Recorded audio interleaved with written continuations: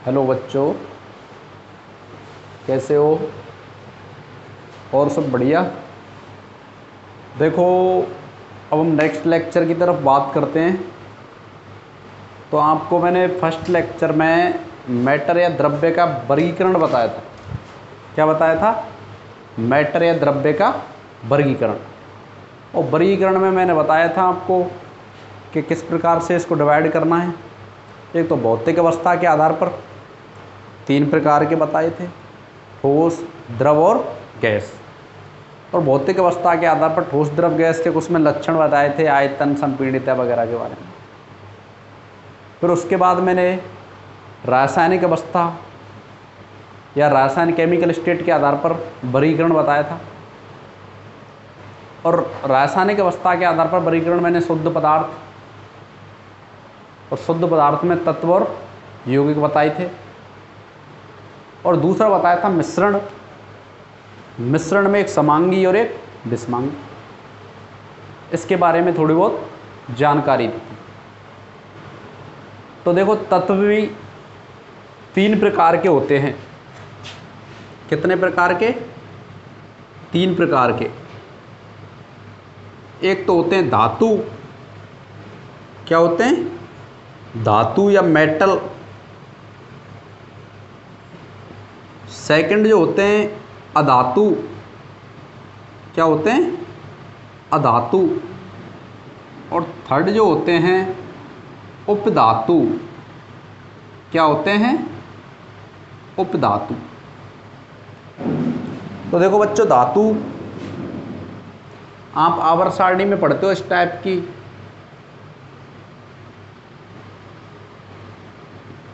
की, पढ़ी होगी। तो आप देखते हो इधर के जितने भी एलिमेंट हैं, इधर साइड वाले, ये ज़्यादातर ये क्या होते हैं? मेटल या धातु। कैसे होते हैं? धातु। और डी ग्रुप के एलिमेंट तो ज़्यादातर क्या, सभी धातु ही।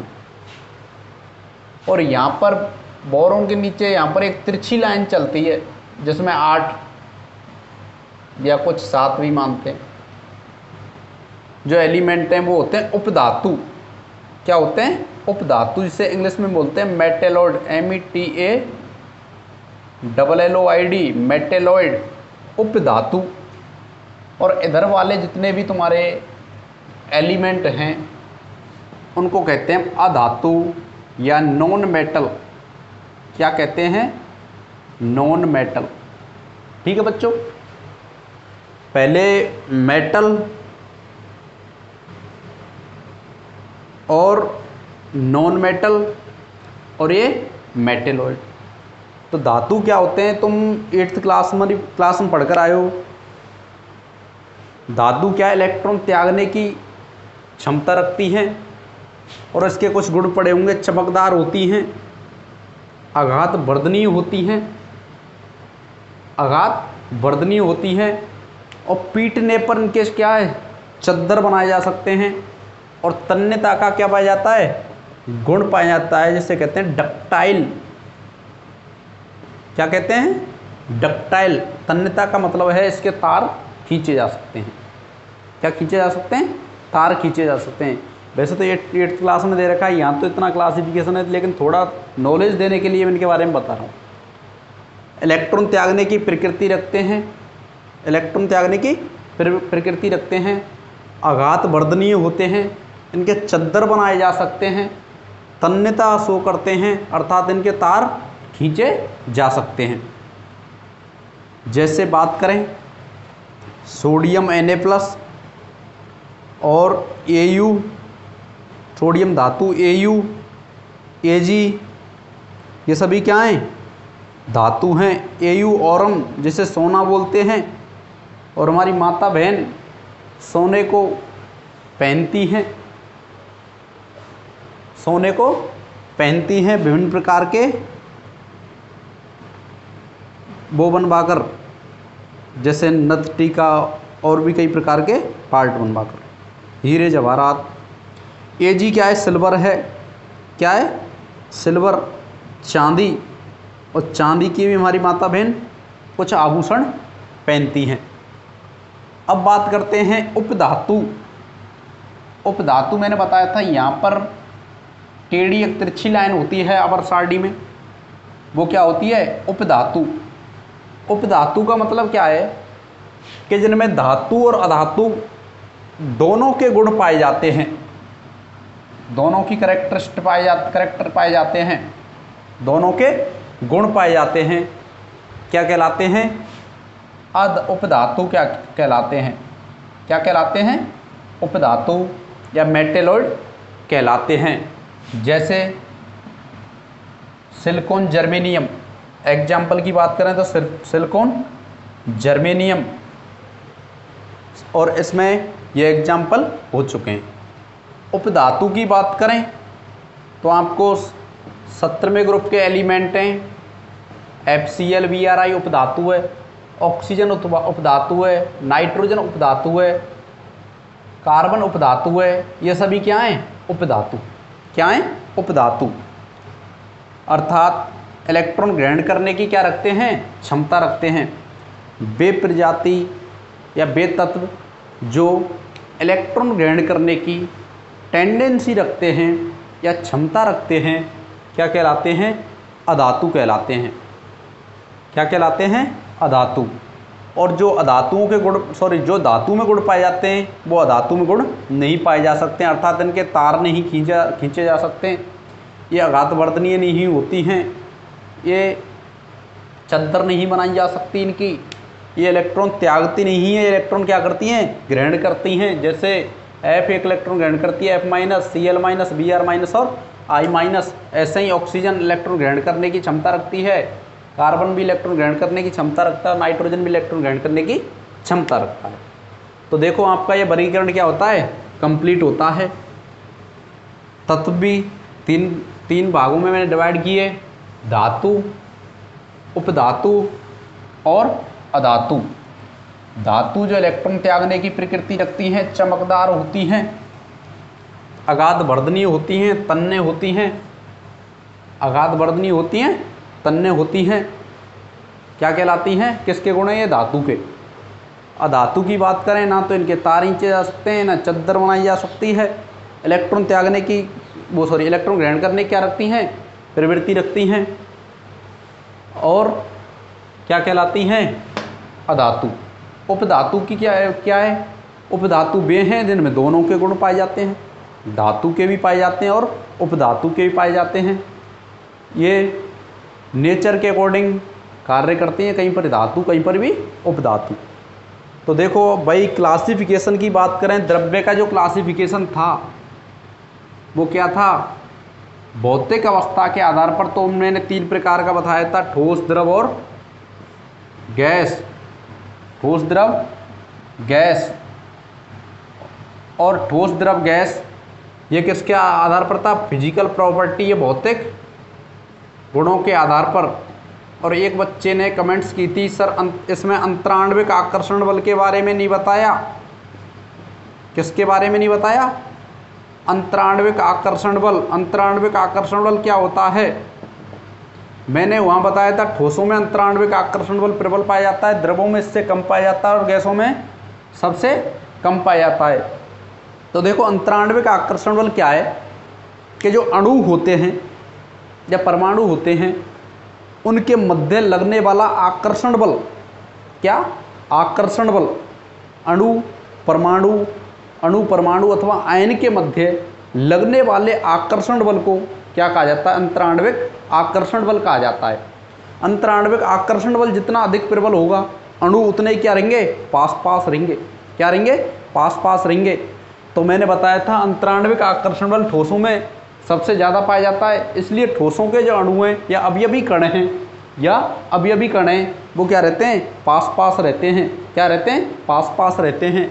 जबकि द्रवों की बात करें, इनमें अंतराण्विक जो आकर्षण बल है ठोसों की तुलना में कम पाया जाता है, इसलिए अंतराण्विक आकर्षण बल कम पाए जाने के कारण द्रव के जो अणु हैं वो थोड़े दूर रहते हैं और इसीलिए इनमें बहने का क्या पाया जाता है? गुण पाया जाता है। और ठोसों में अंतराण्विक आकर्षण बल का मान प्रबल होता है, इसलिए आसानी से नहीं बह सकते हैं।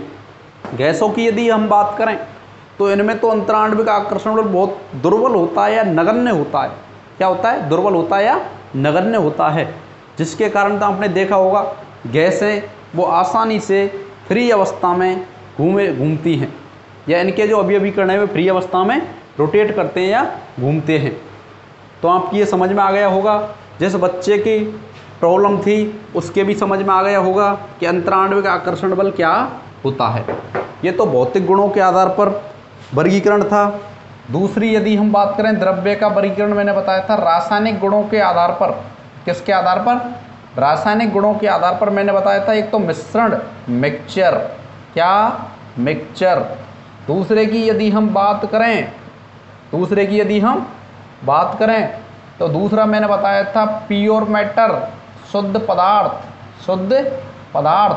और शुद्ध पदार्थ भी 2 टाइप के बताए थे, तत्व और यौगिक।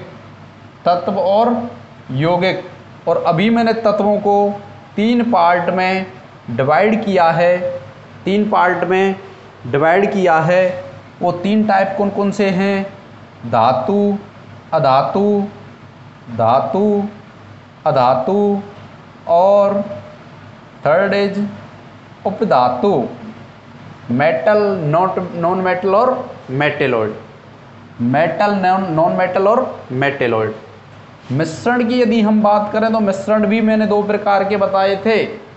एक तो होता है समांगी, क्या होता है, समांगी, और दूसरा क्या होता है, विषमांगी।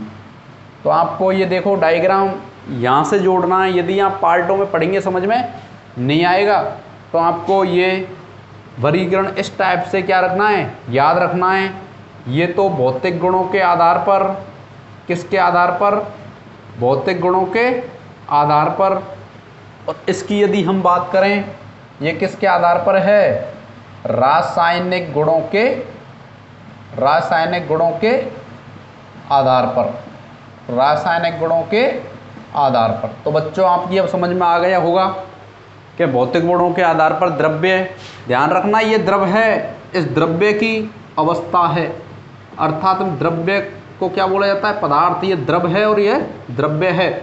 तो आप ध्यान रखना, इसमें कंसेप्ट क्लियर रहना चाहिए। ये तो एक पदार्थ की अवस्था है, द्रव, और ये द्रव्य क्या है, पदार्थ है या मैटर है या सबस्टेंस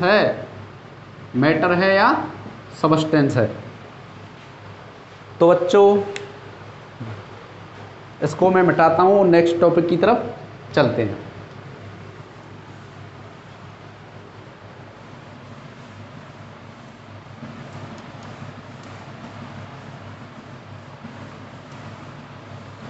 देखो बच्चों, तो अभी आपने द्रव्य का वर्गीकरण पढ़ा। अब पढ़ते हैं द्रव्य, क्या पढ़ते हैं, द्रव्य के गुणधर्म,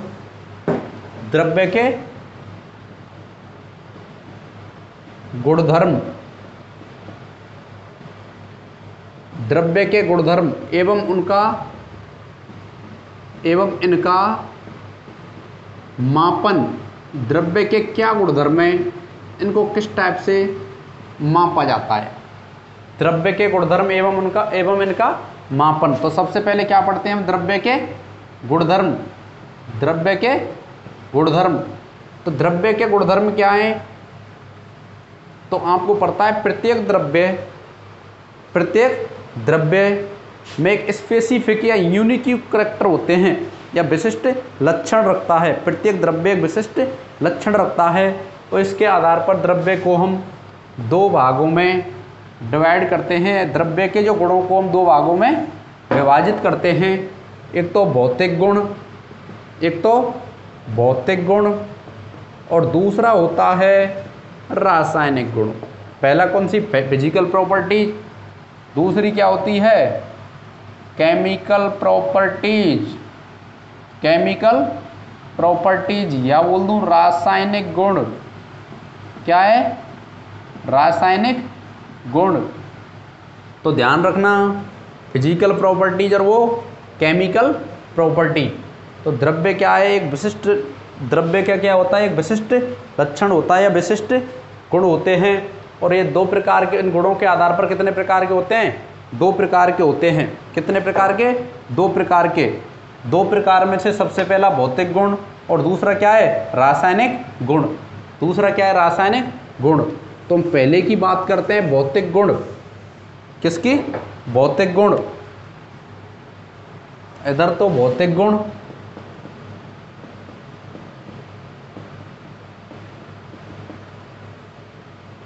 और इधर रासायनिक गुण।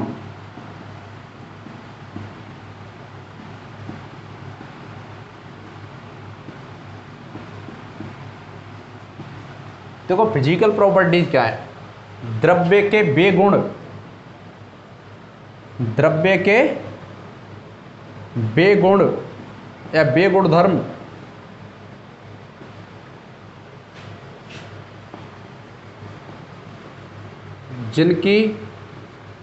जिनका संगठन,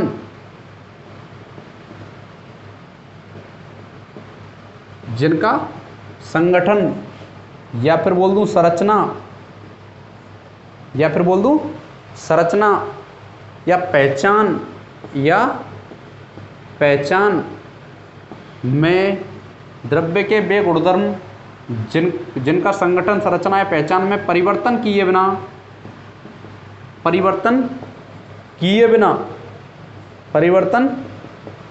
बिना मापा जा सकता है। परिवर्तन किए बिना मापा जा सकता है। क्या कहलाते हैं? भौतिक गुण या फिजिकल प्रॉपर्टी कहलाते हैं।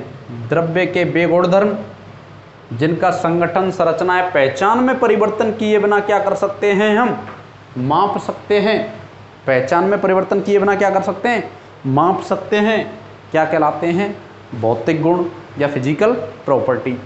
अब देखो, कोई भी द्रव्य है, उसकी पहचान में परिवर्तन नहीं करना है आपको, उसका संगठन चेंज नहीं करना है, तो कौन कौन से गुण हैं इसके? तो आपको पता है, कोई भी द्रव्य का रंग, क्या उसमें परिवर्तित करके चेंज करते हो? नहीं। जो रंग है वो क्लियर डायरेक्ट दिखता है, ये रंग है। गंध, क्या उसमें पहचान में परिवर्तन करके देखते हो? नहीं। रंग, गंध, एक होता है गलनांक, क्या होता है? गलनांक। क्वथनांक, क्या होता है? क्वथनांक। गलनांक, क्वथनांक आदि। गलनांक, क्वथनांक आदि। तो भाई देखो, द्रव्य के वे गुणधर्म या वे गुण जिनका संगठन, संरचना और पहचान में परिवर्तन किए बिना क्या कर सकते हैं? हम माप सकते हैं। एग्जाम्पल की बात, रंग, गंध, गलनांक और क्वथनांक आदि क्या कहलाते हैं? भौतिक गुण कहलाते हैं। क्या कहलाते हैं? भौतिक गुण कहलाते हैं। जबकि रासायनिक गुण की यदि बात करें तो आपको पता है, द्रव्य के वे गुणधर्म जिनमें रासायनिक परिवर्तन होता है। क्या होता है? रासायनिक परिवर्तन होता है, अर्थात रासायनिक अभिक्रिया क्या होती है? संपन्न होती है। क्या कहलाते हैं? रासायनिक गुण कहलाते हैं। तो इसकी मैं लैंग्वेज लिखूं, द्रव्य के वे गुण जिनमें रासायनिक परिवर्तन होता है, रासायनिक परिवर्तन होता है, अर्थात रासायनिक अभिक्रिया संपन्न होती है। रासायनिक अभिक्रिया संपन्न होती है, रासायनिक गुण कहलाते हैं। द्रव्य के वे गुण जिनमें या तो रासायनिक परिवर्तन हो या फिर क्या हो? रासायनिक अभिक्रिया। क्या हो? रासायनिक अभिक्रिया, या उनकी भौतिक अवस्था क्या हो? परिवर्तित हो जाए। क्या, कौन से गुण कहलाते हैं? रासायनिक गुण। जैसे मैं एग्जाम्पल लूँ, CH3OH है, ये क्या है? CH3OH। इसकी अम्लता को देखें और एक मैं इसमें Cl लगा दूं, इसकी अम्लता को देखें, तो दोनों में देखो परिवर्तन है कि नहीं है? रासायनिक गुणों में परिवर्तन है दोनों में। तो अम्लता क्या है? रासायनिक गुण। क्या होगा? रासायनिक गुण।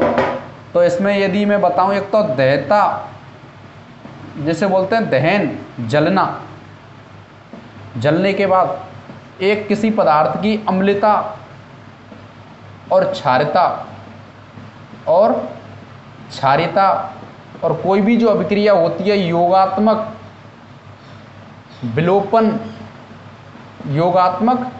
विलोपन आदि क्या हैं? रासायनिक गुण हैं। आदि क्या हैं? रासायनिक गुण हैं। तो बच्चों आपकी समझ में आ गया वो भौतिक गुण किसे कहते हैं और रासायनिक गुण किसे कहते हैं। भौतिक गुण में तो आपको किसी भी प्रकार का परिवर्तन, मतलब जो संगठन, संरचना या पहचान में परिवर्तन किए बिना ही मापना। जैसे रंग है, बिना परिवर्तन के माप सकते हैं। गंध है, ना माप सकते हैं। गलनांक और क्वथनांक आदि को माप सकते हैं। और रासायनिक गुण क्या है? कोई या तो रासायनिक अभिक्रिया संपन्न हो या रासायनिक परिवर्तन हो, उसे क्या कहते हैं? रासायनिक गुण कहते हैं। जैसे दहता, दहता का मतलब होता है दहन, और दहन मतलब जलना। जैसे कार्बन को जलाते हैं ऑक्सीजन की उपस्थिति में CO2, तो देखो रासायनिक परिवर्तन हुआ कि नहीं हुआ। अब इसके गुणों का अध्ययन करते हैं और इसके गुणों का अध्ययन करते हैं, तो ये दोनों अब क्या है? इन दोनों में रासायनिक परिवर्तन चेंज हो रहा है, इसलिए ये क्या है? रासायनिक गुण होंगे। ऐसी अम्लता, कोई भी पदार्थ है, कैसा अधिक अम्लीय या कम अम्लीय है, या कोई भी पदार्थ उसकी क्षारीयता है, कम है या अधिक है, किसके बाद? रासायनिक परिवर्तन होने के बाद। और कोई भी अभिक्रिया जैसे योगात्मक संपन्न हो रही है या विलोपन संपन्न हो रही है। और भी हम बात करें जैसे ऑक्सीकरण अपचयन, ऑक्सीकरण अपचयन, ये भी क्या है? रासायनिक गुण हैं। ये भी क्या है? रासायनिक गुण हैं। तो देखो बच्चों, आपने भौतिक गुण पढ़ लिया और रासायनिक गुण पढ़ लिया। तो अब नेक्स्ट बात करते हैं मात्रकों की अंतरराष्ट्रीय पद्धति या SI system. SI international SI system, international system, अंतरराष्ट्रीय पद्धति। अब बात करते हैं मात्रकों, मापन की अंतरराष्ट्रीय पद्धति। और मापन की अंतरराष्ट्रीय पद्धति कौन सी चल रही है आजकल? SI। इसकी फुल फॉर्म क्या है? इंटरनेशनल सिस्टम या system of international, system international.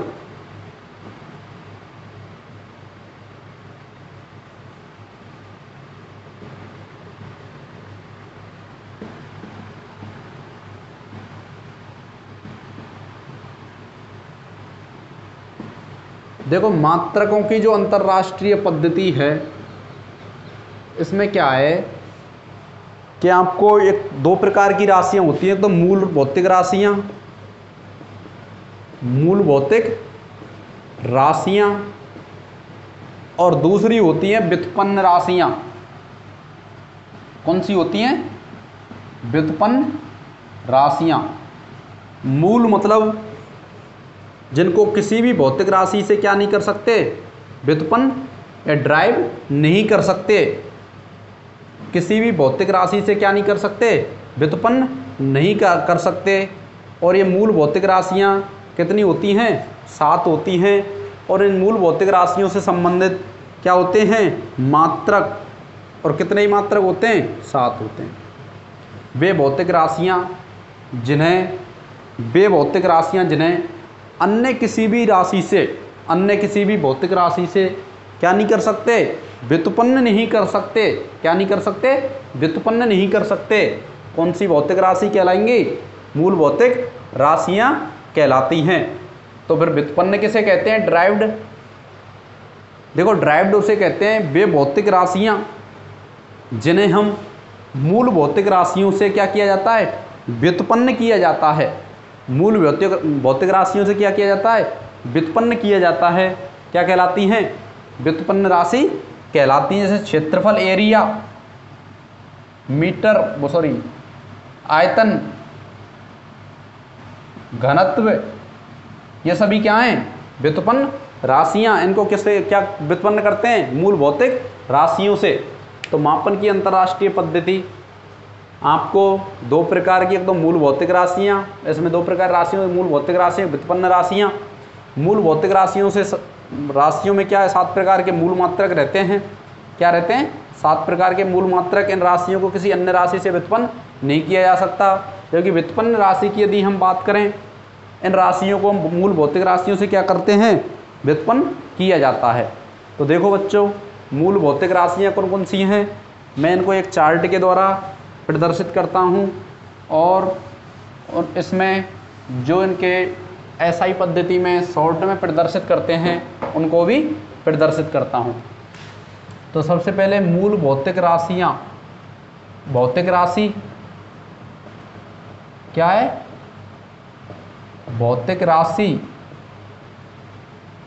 भौतिक राशि के बाद इसका मात्रक क्या है, और मात्रक के बाद इसको थोड़ा मैं बड़ा कर लेता हूँ।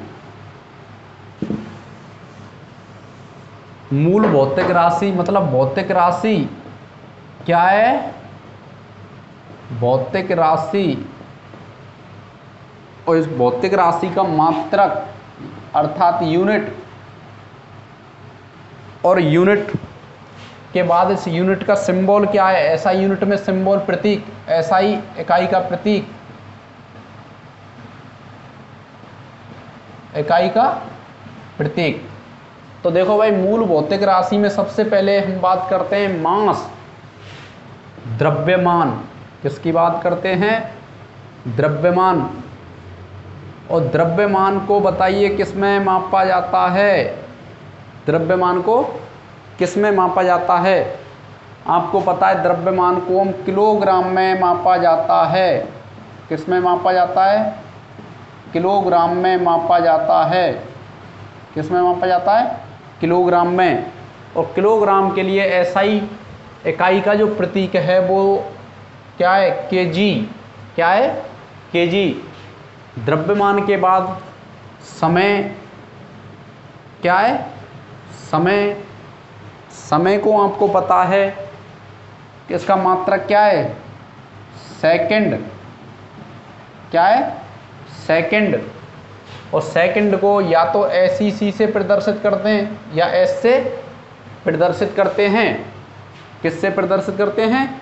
एस से। थर्ड की बात करें, लंबाई। क्या है? लंबाई। और लंबाई आप बताइए कपड़े को किस में नापते हो? मीटर में।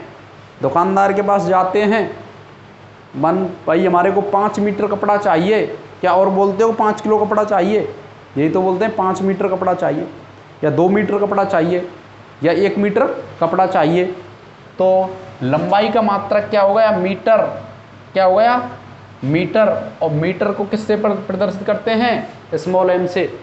ऐसे ही आप द्रव्यमान है, आप जाते हो द्रव्यमान, 1 किलो चीनी दे दो, दुकानदार किराने की दुकान पर गए, वहाँ उससे बोला 1 किलो चीनी चाहिए, क्या कभी बोला है कि 1 लीटर चीनी दे दे? नहीं ना। तो इसलिए किलोग्राम को किस में नापते हैं? सॉरी, द्रव्यमान किस में नापते हैं? किलोग्राम में। किस में? किलोग्राम में। ऐसे समय, मान लो आप पूछते हो कि भाई साहब कितना समय हो रहा है, मान इतने बज गए, इतने मिनट हो रहे हैं, लेकिन मिनट और घंटे क्या है? एक ना बड़ी इकाई है, इसलिए इसको छोटी इकाई जो होती है वो क्या होती है? सेकंड। क्या होती है? सेकंड होती है। तो द्रव्यमान हो गया, समय हो गया, लंबाई हो गया। अब बात करते हैं तापमान, ऊष्मागतिक तापमान। ऊष्मागतिक तापमान की और ऊष्मागतिक तापमान, एक बताइए तापमान को किस मात्रक क्या है? केल्विन। क्या है? केल्विन। देखो तापमान के 4 मात्रक हैं, लेकिन यहाँ पर आपको 3 ही पढ़ाएंगे, और जो एसआई जो मात्रक है वो केल्विन है। क्या है? केल्विन। और केल्विन को हम प्रदर्शित करते हैं कैसे? केल्विन को प्रदर्शित किससे करते हैं? कैसे? किससे? कैसे? नेक्स्ट की हम बात करते हैं। नेक्स्ट बात करते हैं पदार्थ की मात्रा। क्या? पदार्थ की मात्रा। पदार्थ की मात्रा तो किसमें? पदार्थ की मात्रा को मात्रक होता है मोल। क्या होता है? मोल। क्या होता है? और इसको मोल या स्मॉल जो एन होता है, इसका एसआई प्रतीक है। एसआई प्रतीक है। और नेक्स्ट यदि बात करते हैं हम ज्योति तीव्रता। नेक्स्ट किसकी बात करते हैं?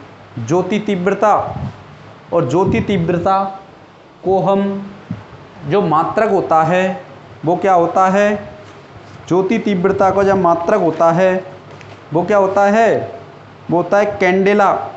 क्या होता है? कैंडेला। और कैंडेला को किससे प्रदर्शित करते हैं? सीढ़ी से। तो नेक्स्ट क्या है? ज्योति तीव्रता। क्या है? ज्योति तीव्रता। और इसको कैंडेला से प्रदर्शित किया जाता है। और इसका जो प्रतीक होता है, ऐसा ही मात्रक होता है, वो क्या होता है? सीढ़ी। क्या होता है? सीढ़ी। और नेक्स्ट सातवां होता है, क्या होता है? एम्पियर, विद्युत धारा। क्या होता है? विद्युत धारा। और विद्युत धारा को किस में मापा जाता है? एम्पियर। किस में मापा जाता है? एम्पियर। और किससे प्रदर्शित किया जाता है? कैपिटल ए से। देखो ये आगे पीछे हो सकते हैं, नहीं शुरुआत में द्रव्यमान, और द्रव्यमान को किलोग्राम में, इसका एसआई जो मात्रक होता है वो केजी होता है।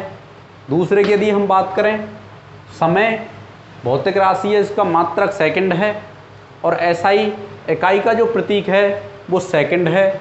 तीसरे की यदि हम बात करें लंबाई, लंबाई आपको मैंने बता दी, कहीं पर भी कुछ लेने जाते हो कपड़े वगैरह तो लंबाई को किस में मापते हैं? मीटर में। और मीटर को किससे प्रदर्शित करते हैं? एम से। फोर्थ की यदि हम बात करें तो ऊष्मागतिक तापमान, और ऊष्मागतिक तापमान किस में मापते हैं?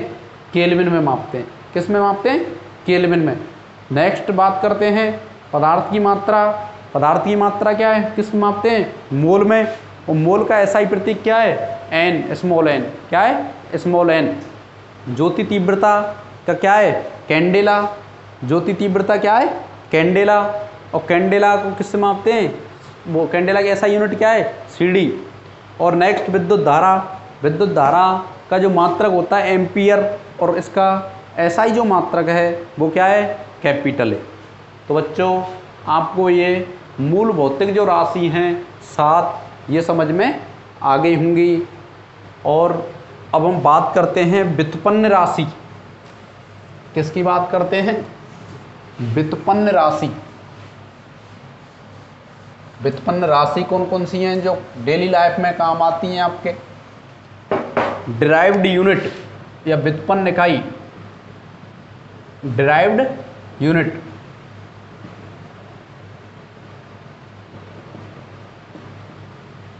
या व्युत्पन्न इकाई। तो सबसे पहले बात करता हूं मैं घनत्व या लंबाई की बात करता हूं, आयतन की बात करता हूं, सॉरी लंबाई की तो मैंने कर लिया उसमें। सबसे पहले मैं बात करता हूं आयतन। देखो आयतन को याद रखने के लिए क्या करते हैं हम, ये कोई पानी की टंकी है, क्या है? पानी की टंकी। ये पानी की टंकी 1 मीटर लंबी, 1 मीटर चौड़ी, 1 मीटर ऊंची, 1 मीटर लंबी, 1 मीटर ऊंची और 1 मीटर चौड़ी जो पानी की टंकी होती है उसमें 1000 लीटर पानी आता है। ध्यान रखना, घरों में, सबके घरों में आजकल पानी की टंकी होती है। और पानी की टंकी से हम आयतन को समझ सकते हैं कितना इस आयतन घेर रखा है। तो 1 मीटर लंबी, 1 मीटर चौड़ी, 1 मीटर ऊंची पानी की टंकी में 1000 लीटर पानी होता है। 1 मीटर लंबी चौड़ी ऊंची पानी की टंकी में 1000 लीटर पानी होता है। तो यहाँ से मैं बताऊँ तो आयतन की जो यूनिट होती है वो क्या होती है? घन मीटर। क्या होती है कि 1 मीटर, 2 मीटर, 3 मीटर, मीटर के ऊपर 3 लगा दूंगा फिर मैं क्या होगा? घन मीटर। क्या है? घन मीटर। और तुमको पता है घन मीटर क्या है? एक बड़ी यूनिट है आयतन की। क्या है? बड़ी यूनिट है। तो हम प्रयोगशाला में, आपको पता है कि जब प्रैक्टिकल करते हो, क्या करते हो? प्रैक्टिकल करते हो, प्रयोग करते हो, तो हम घन मीटर को नहीं ले सकते पानी की इतने लंबी चौड़ी पानी की टंकी, क्या आप तो वहाँ यूज करते हो ब्यूरेट पिपेट, जो कि बहुत कम आयतन रहता है उनका। क्या रहता है? आयतन। मेजरिंग फ्लास्क, मेजरिंग सिलेंडर, तो आप वहाँ पर तो क्या है 1 लीटर, 2 लीटर, एक हाइएस्ट 2 लीटर इतना यूज में लेते हो, नहीं ml में काम में लेते हो। किसमें? ml में। तो हम क्या करते हैं, आयतन की प्रयोगशाला में आयतन की छोटी जो यूनिट है घन डेसीमीटर या घन सेंटीमीटर, का क्या करते हैं, उपयोग करते हैं। तो ध्यान रखना बच्चों, प्रयोगशाला में हम आयतन की घन डेसीमीटर, घन 3 का मतलब होता है डीएम मतलब डेसीमीटर, या घन सेंटीमीटर इकाई का या यूनिट का क्या करते हैं, उपयोग करते हैं। क्या करते हैं, उपयोग करते हैं। प्रयोगशाला में हम घन डेसीमीटर या घन सेंटीमीटर इकाई का क्या करते हैं, उपयोग करते हैं। तो देखो मैं थोड़ी सी यूनिट के बारे में बता देता हूँ आयतन की यूनिट में। तो मैंने अभी बताया 1 मीटर लंबी चौड़ी ऊंची पानी की टंकी में 1000 लीटर पानी आता है। 1 मीटर लंबी चौड़ी ऊंची पानी की टंकी में 1000 लीटर पानी आता है। और आपको पता है 1 घन मीटर हो गया ये, कि 1 2 और 3 और 10 की पावर में 3 लिख सकता हूँ लीटर, कि तो आपको पता है कि 3 जीरो हैं, तो 3 जीरो को मैंने क्या लिख दिया ऊपर, या 1 लीटर इधर में इसको लिया हूँ, इसके नीचे आ जाएगा तो घन मीटर, कितना 1 घन मीटर और 10 की पावर 3 बराबर 1 लीटर। यदि बच्चों समझ में नहीं आई है, वैसे तो मैं पूरी कोशिश कर रहा हूँ, तो कोई टेंशन लेने की ज़रूरत नहीं है, हायर लेवल है थोड़ा, लेकिन सरल है, हायर बहुत काम आता है। तो मैं बोल सकता हूँ 1 लीटर घन मीटर और 10 की पावर ऊपर क्या चले जाए, ऊपर चले जाए क्या हो जाएगा माइनस, तो 1 लीटर बराबर क्या होता है 10 की पावर -3 घन मीटर।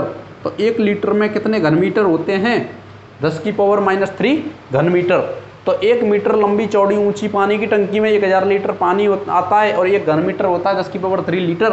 तुमको पता है, इसको जब हम ऊपर लिख देते हैं मैथमेटिक्स का वो है, और 1 घन मीटर 1 लीटर के बराबर, 1 घन मीटर अपॉन 10 की पावर 3 1 लीटर के बराबर होता है, और 1 लीटर बराबर होता है 1 घन मीटर इंटू 10 की पावर -3 या 10 की पावर -3 घन मीटर। और यदि हम बात करते हैं 1 मीटर में कितने डेसीमीटर होते हैं, 10 डेसीमीटर होते हैं। कितने, 10 डेसीमीटर। तो मैं यहाँ पर देखो 1 मीटर बराबर 10 डेसीमीटर रख दूँ, तो 10 decimetre into 10 decimetre into 10 decimetre और बराबर क्या 1000 लीटर। देखो यहाँ रखा है मैंने 1 मीटर की जगह क्या लिख दिया है 10 डेसीमीटर। क्या लिखा है 10 डेसीमीटर, 1 मीटर बराबर क्या लिख दिया है 10 डेसीमीटर। तो 10 डेसीमीटर 10 डेसीमीटर 10 डेसीमीटर और 10 डेसीमीटर। तो मैं क्या लिख दूँ 1 2 और 3 10 की पावर 3 डेसीमीटर क्यूब और 10 की पावर 3 लीटर। 10 की पावर 3 से 10 की पावर मतलब 10 की पावर 3 से 10 की पावर 3, और ये क्या है डेसीमीटर क्यूब, और इधर क्या है 1 बच गया 1 लीटर। अर्थात मैं बोल सकता हूँ 1 लीटर बराबर कितने डेसीमीटर, 1 घन डेसीमीटर। 1 लीटर बराबर कितने घन डेसीमीटर, 1 घन डेसीमीटर होता है। तो बच्चों आपकी समझ में आ रहा होगा, 1 मीटर लंबी चौड़ी ऊंची पानी की टंकी में 1000 लीटर पानी आता है। लंबी चौड़ी ऊंची पानी की टंकी में 1000 लीटर पानी आता है, और 1 घन मीटर बराबर 10 की पावर 3 लीटर, और 1 लीटर बराबर क्या होता है 10 की पावर -3 घन मीटर। ऐसे ही 1 मीटर बराबर होता है 10 डेसीमीटर। यहाँ पर मैंने 10 डेसीमीटर 10 डेसीमीटर और 10 डेसीमीटर लिख दिया ये। तो 10 की पावर 3 डेसीमीटर बराबर क्या होता है 10 की पावर 3 लीटर। अर्थात 1 लीटर बराबर क्या होता है 1 घन डेसीमीटर। 1 लीटर बराबर क्या होता है 1 घन डेसीमीटर। ऐसे ही 1 मीटर बराबर आप जानते हो 100 सेंटीमीटर होता है। कितना होता है 100 सेंटीमीटर। तो 100 centimetre into 100 centimetre into 100 centimetre बराबर क्या 1000 लीटर। मैंने यहाँ मीटर की जगह क्या लिख दिया है 100 सेंटीमीटर। आपको पता है 2 4 और 6 तो 10 की पावर 6 और कितने cm है 3 cm है 3 cm है। और इधर क्या है मैं शॉर्ट में लिख दूँ 10 की पावर कितना है 3 लीटर। देखो 10 की पावर ये 6 ये 3 है तो 10 की पावर क्या बच गया 3। तो 10 की पावर 3 घन सेंटीमीटर बराबर क्या है 1 लीटर। क्या है 1 लीटर। अर्थात 1 लीटर बराबर होता है 10 की पावर 3 घन सेंटीमीटर। तो देखो 1 लीटर में 10 की पावर 3 घन सेंटीमीटर भी होता है, 1 लीटर में 10 की पावर -3 घन मीटर भी होता है, 1 लीटर में 10 की पावर 1 लीटर में 1 घन डेसीमीटर भी हो सकता है होता है। तो मैं लिख दूँ 1 लीटर किसके बराबर होता है 10 की पावर 3 घन सेंटीमीटर 10 की पावर -3 घन मीटर और 1 घन डेसीमीटर 1 घन डेसीमीटर। तो ये है कि नहीं है बच्चों। देखो समझ में आया कि नहीं आया। इसलिए मैंने बताया था कि घन से छोटी जो इकाई क्या है आयतन की घन सेंटीमीटर और घन डेसीमीटर का उपयोग किस में करते हैं हम? प्रयोगशाला में किया जाता है। ठीक है बच्चों, फिर हम बात करते हैं आपकी घनत्व की, सॉरी आयतन की हो गई। अब बात करते हैं घनत्व। किसकी बात करते हैं? घनत्व की, जिसे इंग्लिश में बोला जाता है डेंसिटी। क्या बोला जाता है? डेंसिटी। तो देखो घनत्व क्या होता है? घनत्व डी, डेंसिटी,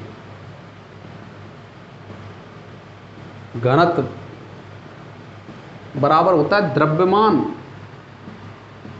अपॉन आयतन। द्रव्यमान अपॉन आयतन। देखो घनत्व बराबर द्रव्यमान क्या है? द्रव्यमान की एसआई यूनिट, द्रव्यमान की एसआई इकाई, द्रव्यमान की एसआई इकाई। ऐसे ही यहाँ नीचे क्या लिखेंगे? इस आयतन की एसआई यूनिट। ठीक है बच्चों, देखो द्रव्यमान की एसआई यूनिट अभी मैंने बताई थी वहां पर, किसमें? मूल भौतिक राशियों में केजी। क्या बताई थी? केजी। और आयतन की घन मीटर अभी बताई है मैंने इससे पहले। 1 मीटर लंबी चौड़ी पानी ऊंची जो टंकी उस टाइम बताई थी। तो देखो इसका घनत्व की यूनिट क्या होगा? 1 किलोग्राम, और मीटर के ऊपर जाएगा तो प्रति घन मीटर, प्रति घन मीटर। लेकिन ये बड़ी यूनिट क्या है? बड़ी यूनिट। तो प्रयोगशाला में हम किसका उपयोग करते हैं? केजी को ग्राम में चेंज करेंगे। किसमें? ग्राम में। मीटर को घन सेंटीमीटर, किस में चेंज करते हैं? घन सेंटीमीटर में। तो प्रयोगशाला में जो घनत्व की यूनिट प्रयोग की जाती है वो क्या क्या यूज की जाती है? ग्राम प्रति घन सेंटीमीटर। इस टाइप से लिख सकता हूँ, या फिर ग्राम ऊपर ले जाऊँ इसको तो क्या आ जाएगा? माइनस। तो ठीक है बच्चों, आपकी समझ में आ गए हो घनत्व की कि द्रव्यमान अपॉन आयतन। द्रव्यमान मतलब द्रव्यमान की एसआई यूनिट, और आयतन अपॉन आयतन मतलब आयतन की एसआई यूनिट, और घनत्व बराबर केजी अपॉन मीटर क्यूब, जो कि एक बड़ी यूनिट है, इसलिए इसको प्रयोगशाला में छोटी यूनिट का उपयोग ग्राम प्रति घन सेंटीमीटर का उपयोग किया जाता है।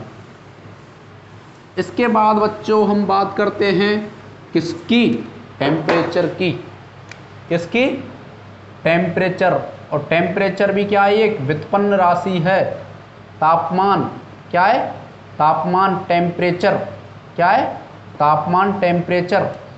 और तापमान के तुमको पता है कितने पैमाने हैं? 4 पैमाने हैं, लेकिन मैं आपको यहाँ 3 बताऊँगा, और काम आता है, तीनों ही काम आते हैं। आप जैसे कोई कंपटीशन देते हैं तो तीनों में अंतर परिवर्तन करना भी आना चाहिए। और कौन कौन से तापमान हैं? सबसे पहला degree centigrade, degree Celsius, degree Celsius. दूसरे की यदि हम बात करें degree Fahrenheit, degree Fahrenheit, Fahrenheit. तीसरे की हम बात करें तो वो होता है केल्विन। ध्यान रखना इसमें डिग्री नहीं है।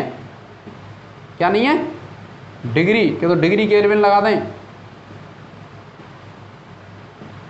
तो डिग्री सेल्सियस, डिग्री फ़ारेनहाइट और केल्विन। तो इनमें अंतर संबंध क्या है? सबसे पहले डिग्री सेंटीग्रेड को केल्विन में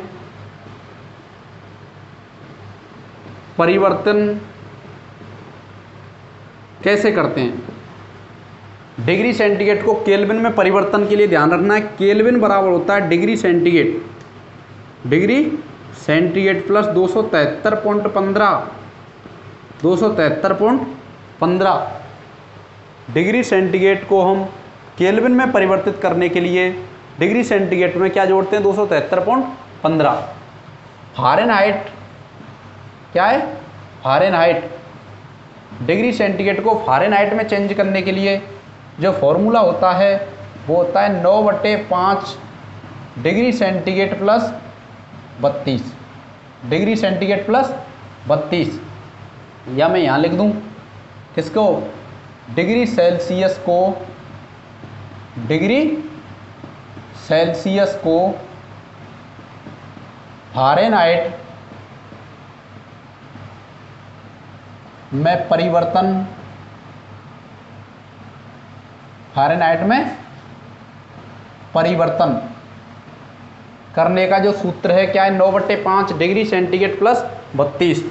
तो सबसे पहले मैं क्वेश्चन स्टार्ट करता हूँ। क्वेश्चन ये 0 डिग्री सेंटीग्रेड को केल्विन में परिवर्तित कीजिए, केल्विन पैमाने पर परिवर्तित कीजिए। तो सबसे पहले टेम्परेचर के 3 पैमाने, एक तो डिग्री सेल्सियस है, फ़ारेनहाइट है, केल्विन। और एसआई पद्धति में टेम्परेचर का जो मात्रक होता है वो क्या होता है, केल्विन। क्या होता है, केल्विन। तो मैं यहाँ क्वेश्चन बोल रहा हूँ 0 डिग्री सेंटीग्रेड को केल्विन में। तो देखो सामने फॉर्मूला है, केल्विन सेंटीग्रेड कितना दिया है, 0 प्लस 273.15 कितना आया, 273.15। अर्थात 0 डिग्री सेंटीग्रेड किसके बराबर है, 273.15 के। किसके, 273.15 के। और 0 डिग्री सेंटीग्रेड जल का क्या होता है, हिमांक होता है। जल का क्या होता है, हिमांक होता है। 0 डिग्री सेंटीग्रेड जल का क्या होता है, हिमांक। 0 डिग्री सेंटीग्रेड जल का क्या होता है, हिमांक। हिमांक मतलब जिस टेम्परेचर पर जल जमता है, जिस टेम्परेचर पर जल जमता है, फ्रीज होता है। 0 डिग्री सेंटीग्रेड या कह दूँ 273.15, वो जल का क्या होता है, हिमांक होता है। नेक्स्ट क्वेश्चन की तरफ हम बात करते हैं। तो देखो बच्चों इसको लिख लेना कि 0 डिग्री सेंटीग्रेड को केल्विन में कैसे परिवर्तित करेंगे। तो केल्विन बराबर डिग्री सेंटीग्रेड हमने क्या रख दिया, 0 रख दिया। और 273.15 बराबर कितना है, 273.15। अर्थात 0 डिग्री सेंटीग्रेड किसके बराबर होता है, 273.15 के, केल्विन के। सॉरी, केल्विन और लगाना है इसमें, तो केल्विन पैमाना ही है ना, किसके, केल्विन के। और दूसरे में क्वेश्चन की बात करता हूँ कि 100 डिग्री सेंटीग्रेड, 100 डिग्री सेंटीग्रेड ताप को केल्विन पैमाने, केल्विन पैमाने पर प्रदर्शित कीजिए, केल्विन पैमाने पर प्रदर्शित कीजिए। तो बच्चों देखो मैं यहाँ डिग्री सेंटीग्रेड कितना लिखना है, 100। तो के बराबर 100 डिग्री प्लस 273.15। तो के बराबर क्या गया, 373.15। अर्थात कितना आया केल्विन पैमाने पर, 373.15। और ये 373.15 या बोल दूँ 100 डिग्री सेंटीग्रेड, ये क्या होता है, जल का क्वथनांक पॉइंट होता है या क्वथनांक बिंदु होता है।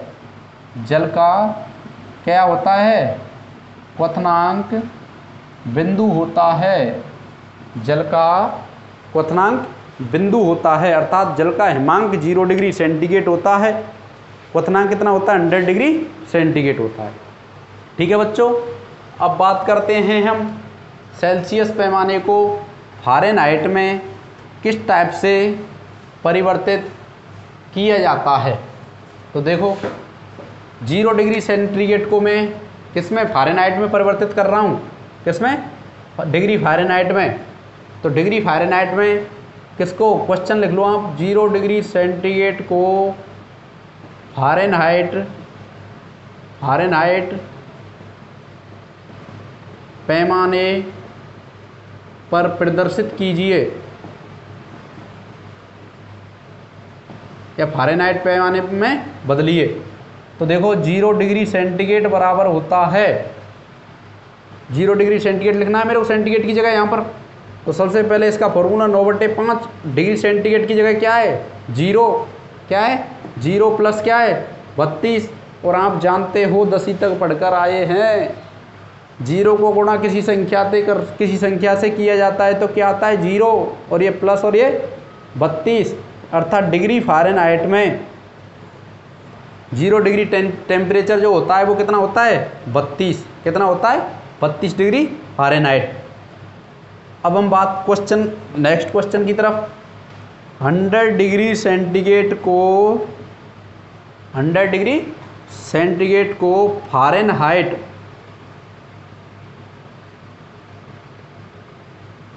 पैमाने पर प्रदर्शित कीजिए, या फ़ारेनहाइट पैमाने में बदलिए। तो देखो भाई 100 डिग्री वो फॉर्मूला क्या है, डिग्री फ़ारेनहाइट बराबर 9/5 और इधर डिग्री सेंटीग्रेड प्लस 32।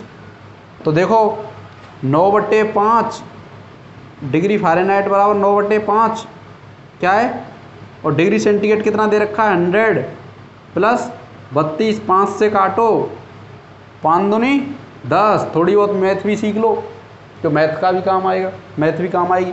5 दूनी 10 20 और डिग्री फ़ारेनहाइट देखो कितना आ गया 180, 9 दूनी 18 प्लस 32, तो डिग्री फ़ारेनहाइट बराबर कितना हो गया 212। कितना 212 किस पर 100 डिग्री सेंटीग्रेड पर, 100 डिग्री सेंटीग्रेड पर। तो इधर देखो 0 डिग्री सेंटीग्रेड किस किस के बराबर होता है, 0 डिग्री 273 केल्विन के बराबर होता है, 273.15 केल्विन के बराबर होता है। 32 डिग्री फ़ारेनहाइट के बराबर होता है, 32 डिग्री फ़ारेनहाइट के बराबर होता है।